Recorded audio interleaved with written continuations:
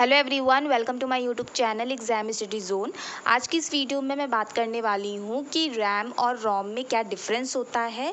तो important difference के बारे में यहाँ पे मैं डिस्कस करने वाली हूँ और साथ में ये भी जानेंगे कि रैम और रोम क्या होता है। तो लास्ट तक वीडियो को ज़रूर देखिएगा। तो चलिए स्टार्ट कर लेते हैं आज की इस वीडियो को। So RAM means random access memory and ROM read only memory are two types of computer memory but they serve different purposes. So, what is RAM? Random access memory means temporary storage that a computer uses to store data and programs that are actively being used or processed. It's volatile memory, meaning it loses its contents when the power is turned off. Whereas ROM means read-only memory. It is permanent storage that contains essential instructions for the computer, typically including the firmware or BIOS, means basic input-output system. It is non-volatile, meaning it retains its data even when the power is turned off. यहाँ तक तो आपको समझ में आ ही गया होगा कि RAM क्या होता है, या अगर हम और जानें तो रैम के बारे में अगर हम बात करें, this is the memory your computer uses when it's running programmes.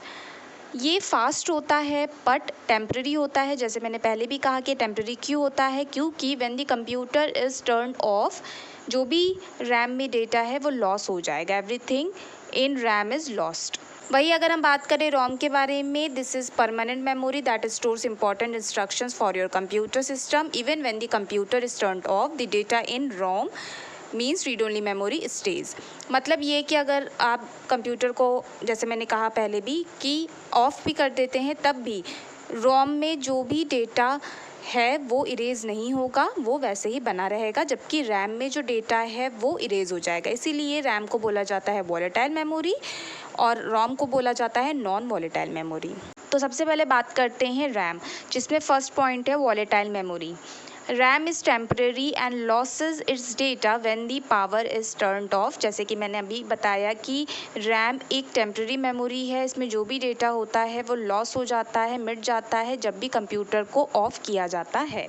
Means RAM एक अस्थायी मेमोरी होती है जिसे वॉलेटाइल मेमोरी भी कहा जाता है। इसका अर्थ है कि जब कंप्यूटर बंद हो जाता है तो इसमें जो भी डेटा सेव है यानी कि संग्रहित डेटा मिट जाता है। वही अगर हम बात करें रोम के बारे में, तो ये एक नॉन वॉलेटाइल मेमोरी होती है, यानी कि ROM retains its data even when the power is turned off. मतलब रोम एक स्थायी मेमोरी होती है जिसे नॉन वॉलेटाइल मेमोरी भी कहा जाता है। इसका मतलब ये है कि कंप्यूटर बंद होने पर भी इसमें संग्रहित डेटा सुरक्षित रहता है, सेव रहता है, इरेज नहीं होता। सेकेंड पॉइंट है, रैम के बारे में बात कर रहे हैं, ये है function. It stores data that is currently being used or processed by the CPU, allowing quick access and manipulation। Means RAM का उपयोग उस डेटा और निर्देशों को अस्थायी रूप से स्टोर करने के लिए किया जाता है जिन्हें वर्तमान में कंप्यूटर या मोबाइल डिवाइस द्वारा प्रोसेस किया जा रहा है। ये आपके द्वारा चलाए जा रहे प्रोग्राम और उनके डेटा को तेज़ी से उपलब्ध कराता है। If we talk about ROM's function, it stores permanent data or instructions that are essential for the system to boot up and operate like the BIOS in a computer। Means ROM का उपयोग system के लिए आवश्यक स्थायी यानी कि fixed data और निर्देशों को स्टोर करने के लिए किया जाता है। एग्जाम्पल के तौर पर समझे तो कंप्यूटर के शुरू होने पर जो बायोस या फर्मवेयर काम करता है वो रोम में संग्रहित होता है। Now third one is RAM allows both read and write operations, whereas if we talk about ROM, as the name suggests, ROM typically allows only reading of data, not writing. Though some modern types of ROM like EEPROM allow limited writing।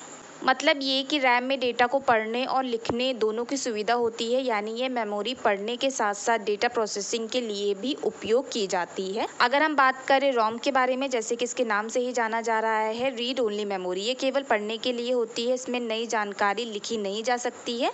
कुछ विशेष प्रकार के यानी कि special type के रोम होते हैं जिनमें कि आप लिख भी सकते हैं, फॉर एग्जाम्पल EEPROM। अब हम बात कर लेते हैं स्पीड के बारे में। RAM is faster than ROM and is use to speed up the performance of active task. मतलब रैम बहुत तेज़ होती है क्योंकि इसका उपयोग सक्रिय कार्यों के लिए किया जाता है, जैसे एप्लीकेशन खोलना, गेम खेलना या फाइलें एडिट करना। Whereas ROM is slower than RAM because it is not used for active processing but for storing fixed information। Means वही अगर हम बात करें रोम के बारे में, तो रोम की स्पीड रैम की तुलना में धीमी होती है क्योंकि इसमें लगातार डेटा को पढ़ा जाता है, लेकिन इसे संशोधित या लिखा नहीं जा सकता। हालांकि कुछ प्रकार की रोम जैसे EEPROM में सीमित लिखने की क्षमता होती है, जैसे कि मैंने अभी बात की थी। Now the last point is usage. If we talk about RAM, it is used for running applications, loading operating systems and processing data in real time. Whereas if we talk about ROM is used to store firmware, which is a type of software that is closely tied to specific hardware functions.